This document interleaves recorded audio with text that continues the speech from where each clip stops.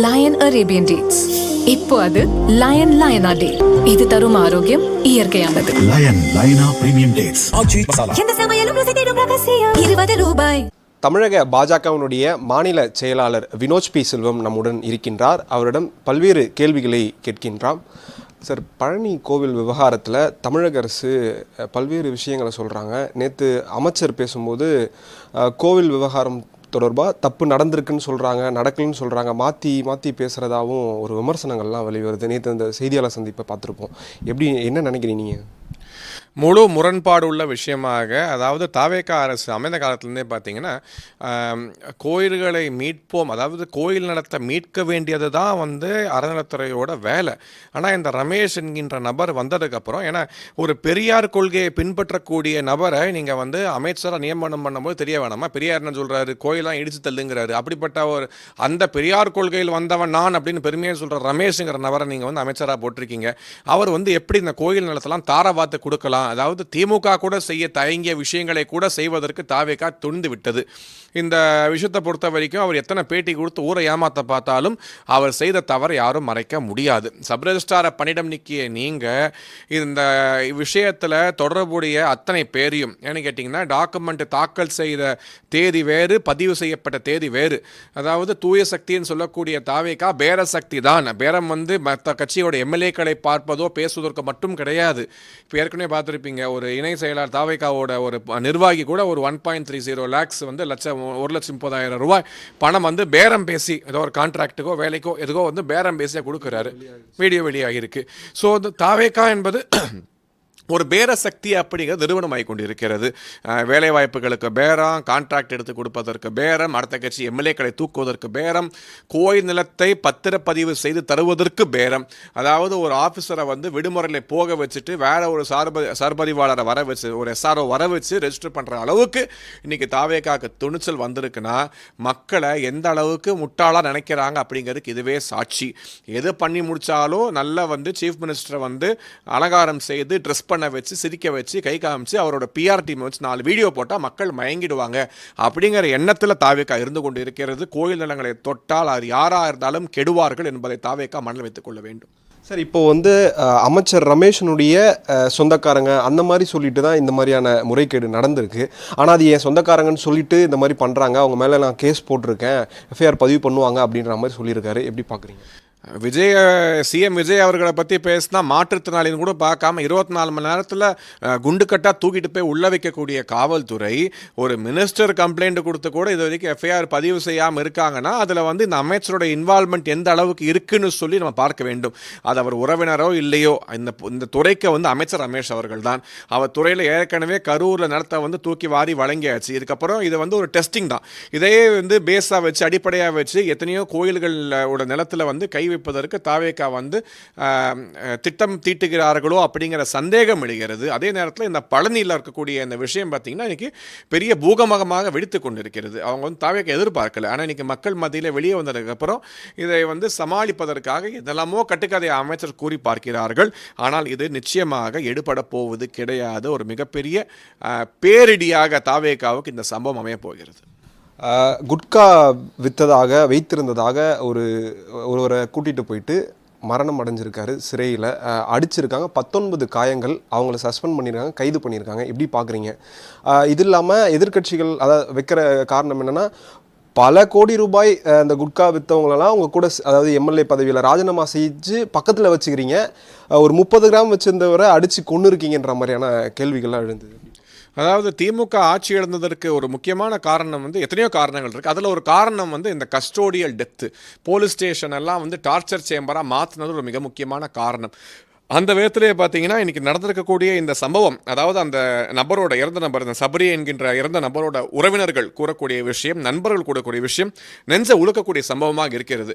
அவர்கள் இதெல்லாமே custodial death தான் அப்படின்னு ரொம்ப கான்ஃபிடண்டாக சொல்கிறாங்க. அது என்ன உண்மை அப்படிங்கிறத விசாரித்து நம்ம தீர்மானிக்க வேண்டும்.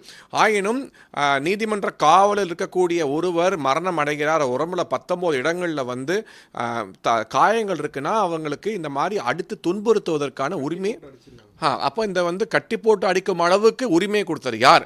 இந்த சம்பவம் எப்போ நடந்திருக்கு? சீஃப் மினிஸ்டர் வந்து போலீஸ் மாநாடு நடத்தி 2 வாரம் ஆகிறது.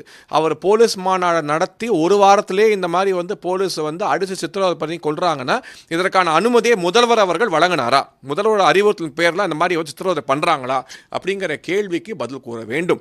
எதிர்க்கட்சிகள் வைக்கக்கூடிய விமர்சனம் உண்மையான விமர்சனம் தான். திரு விஜயபாஸ்கர் அவர்கள் மீது பெரிய ஒரு குற்றச்சாட்டு இருக்கிறது, நிலுவையில் இருக்கிறது. குட்கா கேஸில் வந்து இந்த இதான் நிறைய வந்து விஷயங்கள்லாம் வந்து பேசுகிறார்கள். ஸோ அப்படிப்பட்ட நபர்கள் எல்லாமே நீங்கள் தூய சக்தின்னு சொல்லிட்டு இப்போ வந்து தீய சக்தி திமுக விட பல மடங்கு மோசமாக தாவேகா மாறிக்கொண்டிருக்குது. எந்த தமிழக அரசியல் வரலாற்றிலே பார்த்தீங்கன்னா 3 மாசத்துல இவ்வளவு மோசமாக பெயரை கெடுத்துக்கொண்ட அரசியல் கட்சி இருந்தது கிடையாது.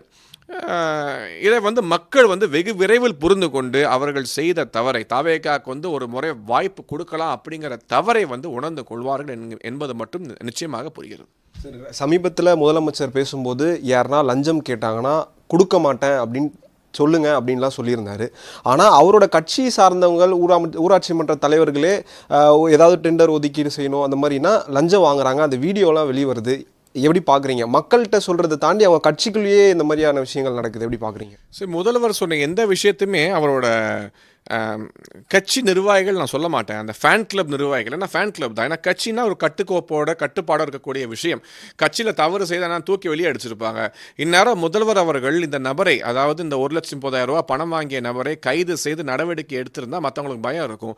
ஆனால் முதல்வர் அவர்களுக்கு அவரோட இந்த ஃபேன் கிளப் பீப்புள் மீது நடவடிக்கை எடுப்பதற்கான திராணி கிடையாது. ஏன்னா அவங்கள வச்சு தான் இவர் வந்து இன்றைக்கி சிஎம் ஆயிருக்காரு. அவங்க பண்ண விளம்பரத்தில், அவங்க ஊற்றின பாலில், அவங்க வந்து கஷ்டப்பட்டு சம்பாதிச்சு வாங்கின டிக்கெட்டு காசில் தான் இவர் முதல்வர் ஆகியிருக்கார். அப்படி இருக்கும்போது அவங்கள வந்து எதுவும் பண்ண மாட்டார்.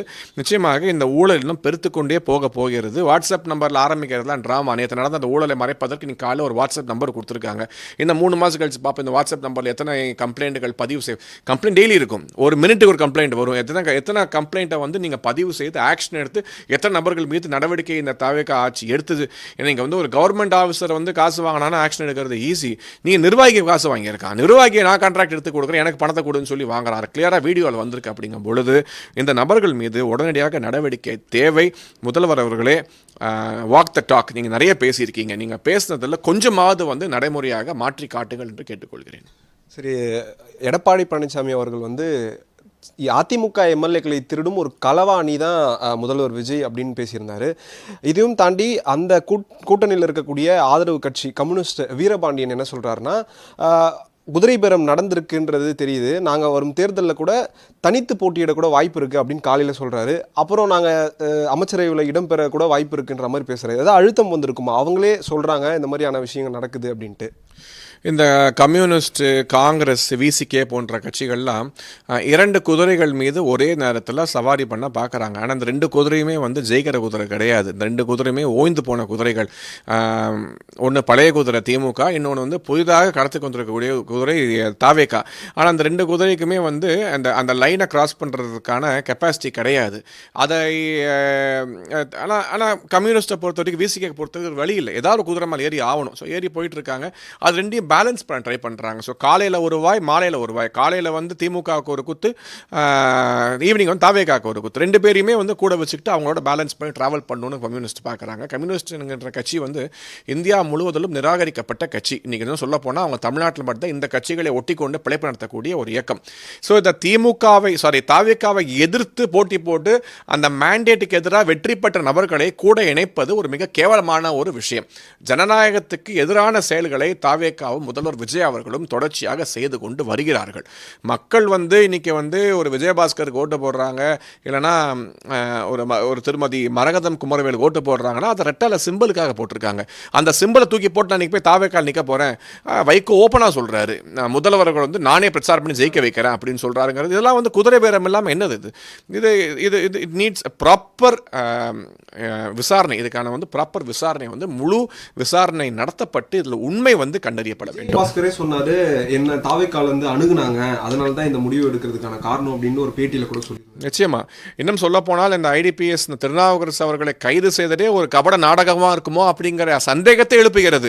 ஏன்னா இவருக்கு செய்யக்கூடிய இந்த குதிரை பேரங்களை மறைப்பதற்காகவும் மற்றவர்கள் தாவேக்கா மீது வைக்கக்கூடிய குற்றச்சாட்டுகளை மறைப்பதற்காகவும் திசை திருப்பதற்காகவும் கூட மற்றவங்க மீது பழி போடக்கூடிய சூழ்நிலை தாவேக்கா என்ற அரசியலில் உருவாக்குகிறதோ அப்படிங்கிற ஒரு சந்தேகம் கூட எழுகிறது. ஸோ இதெல்லாம் என்ன உண்மை அப்படி என்பதை நல்ல வேளை இப்போ வந்து சென்ட்ரல் ஏஜென்சிஸும் இன்வால்வ் ஆகிட்டாங்க. லோக்கல் போலீஸ் அப்படிங்கிறது வந்து தமிழக அரசோட கட்டுப்பாடு இருக்கக்கூடிய ஒரு சூழ்நிலையிலே இன்னைக்கு என்ஃபோர்ஸ்மெண்ட் டைரக்டரேட்டும் இதில் வந்து இன்வால்வ் ஆகும் பொழுது இதில் நடந்த உண்மை என்ன? ஏன்னா இது வந்து மக்களை ஏமாற்றக்கூடிய ஒரு செயல், ஒரு மிகப்பெரிய குற்றம். இது மக்களை ஏமாற்றக்கூடிய செயல் தான் அடுத்த கட்சியோட எம்எல்ஏக்களை பேரம் பேசி வாங்குவது. இந்திய அரசியல் வரலாற்றிலே எந்த கட்சியும் இது செய்தது கிடையாது. தாவேகா முதல் முறையாக செய்து ஒரு மிகப்பெரிய களங்கத்தை ஜனநாயகத்துக்கு ஏற்படுத்தி உள்ளது. இதற்கான அந்த பிரைஸ் அவங்க வந்து அந்த விலையை வந்து நிச்சயமாக தாவேகா கொடுத்தாக வேண்டும். பல்வேறு தகவல்களை பாஜகவினுடைய மாநில செயலாளர் நம்முடன் பகிர்ந்து கொண்டார். ஒளிப்பதிவாளர் விஜய் கணேஷுடன் சுதாகர்.